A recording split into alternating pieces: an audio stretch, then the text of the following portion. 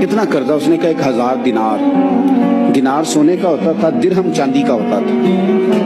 1000 दिनार चाहिए। उसने कहा कोई गवाह है तेरे पास? गरीब का गवाह भी कोई नहीं बनता।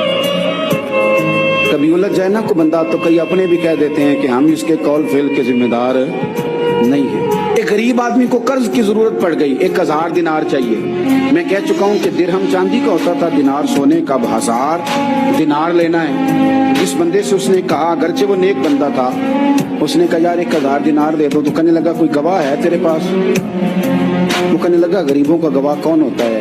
हाँ एक गवाह है। कहा कौन? का मेरा रब, वो तेरे और मेरे बीच गवाह है। उसने कहा कोई कफील, अगर तू पैसे ना दे सके तो वो बाद में दे दे, या तुझे कुछ हो जाए तो वो दे दे। उसने कहा कफील भी मेरा अल्लाह ही है। मेरे पास अगर है तो रब करीम का नाम है, अगर एतमाद कर सकता है तो कर ले। बंदा नेक था, उसने कहा रब के नाम पे, रब की किफालत पे, अल्लाह को गवाह बना के मैं तैयार हूं तुझे 1000 देने। उसने 1000 दिनार दे दिया। वक्त वापसी का तय हो गया।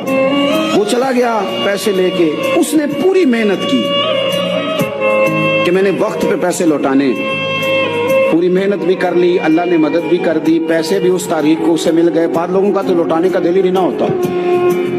फरमाया हदीस पाक में कि तू लौटाने का इरादा कर, रब तेरी मदद भी फरमाएगा। लेकिन यहाँ बहुत सारे लोग कहते हैं खैर है, इरादा ही नहीं। तो फिर जिस तरह का बंदे का गुमान हो, रब भी उसी तरह का मामला फरमाता है। उसने पैसे जमा भी कर लिए और वापस देने को तैयार भी हो गया, लेकिन रास्ता बहरी जहाज का था, कश्ती का था, दरिया के रास्ते वापस आना था।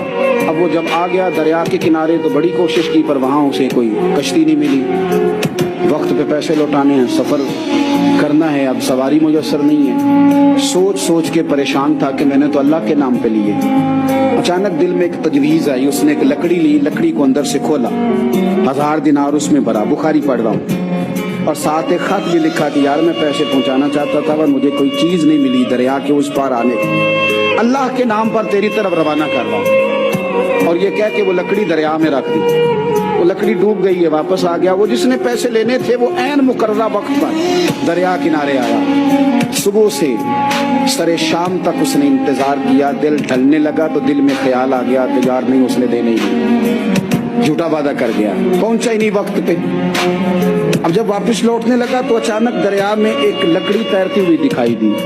कहने लगा ले जाता हूँ, शाम को रोटियां पकाने के काम आएगी, ईंधन बना के जला लूंगा, हंडिया पक जाएगी। लकड़ी उठा के जलाने के लिए घर लाया। गुमान था कि वो नहीं आया वादा करके। अल्लाह को कफील और वकील बना के और गवाह बना के फिर भी नहीं आया। लकड़ी लेके घर गया, बुखारी है, और जब उसको चीरा ना कि मैं इसकी आग जलाऊंगा, खोला तो अंदर से 1000 दिनार भी निकल आया, खत भी निकल आया। अब जरा समझना, उसके दिल में बात किसने डाली कि तू लकड़ी में पैसे डाल दे? अल्लाह ने। उस बंदे को मुकर्ररा वक्त पे किनारे भेजा किसने? लकड़ी सिर्फ उसी के हाथ आई तो ये बंदोबस्त किया किसने? अल्लाह ने। घर जाके चीरी तो पैसे बाहिफाजत उस तक पहुंचाए किसने? तो फिर हमें भी तवज्जो अल्लाह की जानिब भी करनी चाहिए। हमारे पे दिल की तवज्जो रब की तरफ ही होनी चाहिए ना। हमें इधर उधर जाने की, देखने की, बंदों पर गौर करने की जरूरत क्या है? वो पैसे पहुंच गए, ये वहां अपनी जगह पे परेशान था। इसने 1000 दिनार और जमा किया। फिर दोबारा एक दिन दरिया किनारे आया, कश्ती मिल गई, बैठ के अपने उस भाई के पास आया। कहने लगा देखना मुझ पर बदगुमान ना होना, पैसे उस तारीख को भी जमा कर लिए थे। दरिया पे आया था पर कश्ती नहीं मिली थी। फिर मैंने ना लकड़ी में डाल के, खत डाल के तेरी तरफ भेज भी दिए थे, लेकिन आज मैं फिर लेके आ गया हूं। वो कहने लगा खुश हो जा, जिस रब को तूने मेरा और अपना गवाह बनाया था उस रब ने मेरे तक पहुंचा भी दिए हैं।